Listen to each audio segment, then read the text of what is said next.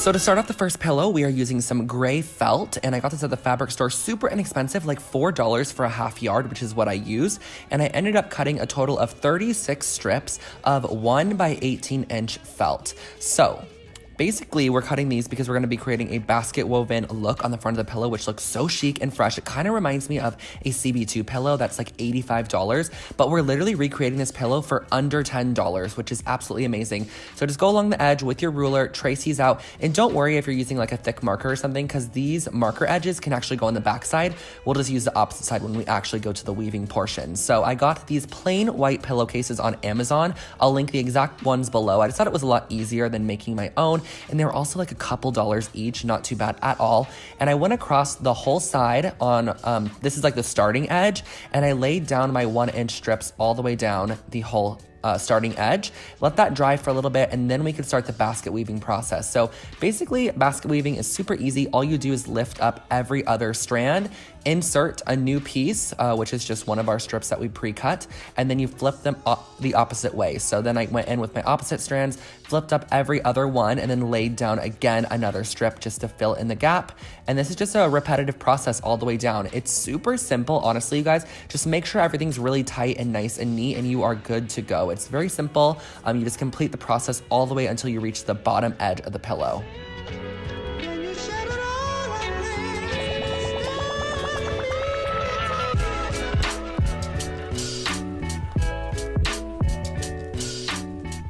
And then once you reach the bottom, you can kind of adjust the edges if you need to.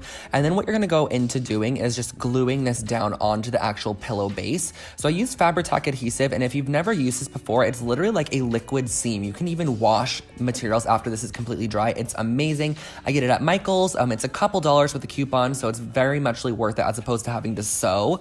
And I just went all the way around and made sure there was a lot of glue on all the edges, and then also went back and added glue to any edge that just needed to be tacked down a little bit more. And then once you're completely done gluing it down and letting it dry, you can flip it over, use a good pair of scissors to cut off the excess around the edge, and that is your felt woven pillow.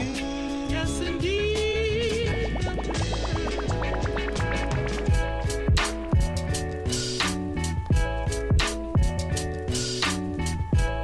So this next pillow is inspired by Anthropology, and I used some assorted laces, some yarn, and then a little bit of rope that I found at the craft store, and again, just one of my simple white pillowcases from Amazon. And what I started off by doing was actually creating some tassels. I created a total of, I believe, 12 tassels, and it's super simple on how to create these.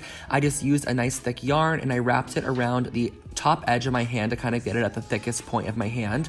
And then once you wrap it around the top edge of your hand, you can cut off the excess with a pair of scissors, gather it in the center and just kind of hold it there. And then you can lay it over the top of a smaller piece of yarn, tie it in a knot, and then once that's all tied, just cut all the loops so that they're their own little pieces of fringe, and you have a little tiny puffball pom-pom. You are then gonna wanna go in and just glue down your laces. And the fun thing about this project is that you can be totally creative your own way. Like, feel free to add as many different laces as you want, as many different textures, textiles, whatever it might be, different fabrics, different 3D elements like pom-poms. You could fill a whole pillow with these pom-poms, maybe reverse the colors of them, use yarn with multiple colors. You can just be so creative, but I really wanted to create sort of that very natural Anthropology, just like Urban Outfitters vibe with this pillow. So then I went in and I added a little bit more lace to that center section, just a flat lace. I added 3 total strands of that all the way down the center. And then on the left and the right side, I also decided to add a little bit of this like natural cording. I just made all my colors coordinate, which I thought just in the end kind of gave it a little bit more of a cohesive look and made it look a little bit more expensive than it actually was. And down the center, I added 2 little strips of yarn that we use for the pom-poms just to kind of finish off that area. And I also added a little strip to both the bottom and the top of it because I thought this really added a like finished off edge look, which overall just made the pillow look a little bit more expensive as well. And when you're completely done, you can cut off all the lace on both sides, flip it over, and you're good to go. Yes, indeed.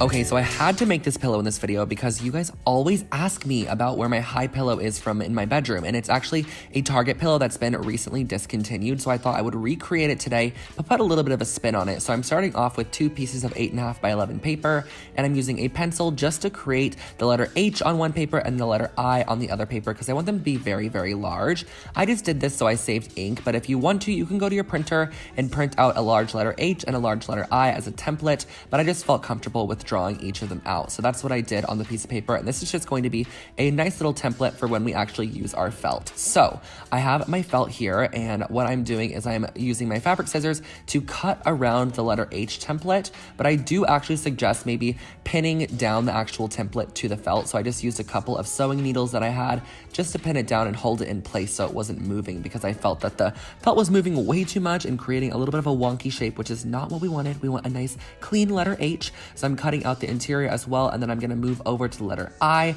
and cut out the letter I as well. You're gonna need the little dot on the top and the bottom portion. And then once you have those completely done, we're using a plain white pillowcase again, and I'm just using a tiny bit of glue on this just to sort of lock it in place for when we actually go to sew it down. And yes, we are hand sewing this down, but don't worry, it took me about 15 minutes for both the letters. Super easy and simple. I'm just using a sharp sewing needle and some embroidery floss, and I'm just going in and out very randomly and very sporadically just to create that handmade element. This really adds a nice quirky touch to the pillow, I think, as opposed to just leaving it like the letter high. This definitely gives it that handmade vibe and looks like something that was handcrafted for your bedroom, which I think looks really nice and very urban or anthro inspired for sure. So I went around all the way on the letter H, and I went around the letter I as well to finish off this pillow. And once you're done with the embroidery, that is your finished up pillow.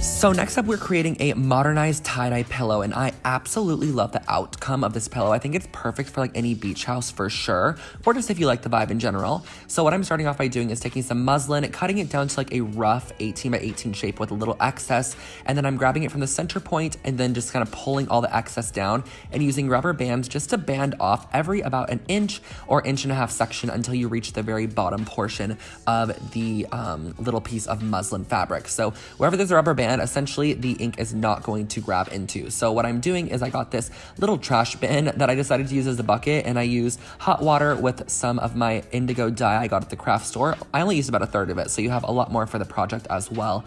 Just mix it up and dip in your little tie-dyed piece. You can actually do the pillowcase itself if you wanted to, but I just wanted to do an actual piece of muslin fabric to see how it worked out, just so I didn't ruin a pillowcase in case it didn't come out how I wanted it to. And the muslin looked amazing when I took off the rubber band. So I just took off all the rubber bands after dabbing it with a little bit of paper towel just to make sure that it was not as like dripping wet as it would have been if I didn't do that.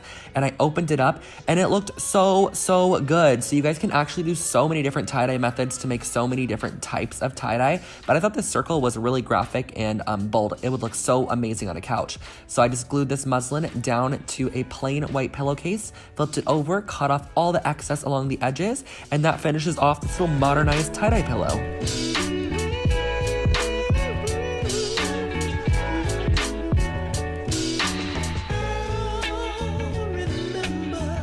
And for the last pillow, we are starting off with a little bit of bleach in a bowl, and I'm actually using like an old dish scrubber that we're gonna throw away to apply the bleach. I just cleaned it really well because I figured I might as well just repurpose it prior to tossing it in the trash. So I'm applying a good layer of bleach across this whole fabric because I really wanna lighten the color of this denim. I got a little snippet of denim like this at the fabric store for $2. Now, I thought that I would have enough for the full pillow. You'll see in a minute what I'm talking about, but I didn't have enough. So if you are gonna do this, I highly suggest getting like a half yard or something, but just let this denim lighten as long as possible because you're gonna want it to get to a good, nice light shade, because that original denim shade is not my favorite, but if it is, then feel free to do it. I'm cutting out a little hexagon shape by folding a piece of paper in half and then creating half of a hexagon on the piece of paper and then cutting it out to when you open it, it's going to be sort of this oblong hexagon shape. And I didn't have any rhyme or reason to creating the shape. I just thought that it looked nice and I liked the size of it. So then what I did was flip flip my denim fabric over, and I traced this shape and used it as a template to go across the entire backside of the denim fabric and to sort of puzzle piece this in wherever it fit, because these are going to be new little sort of like quilting squares that we're going to be using on the front of our pillow to just kind of create a more bold graphic print. So you're going to cut all of these out across your entire piece of fabric.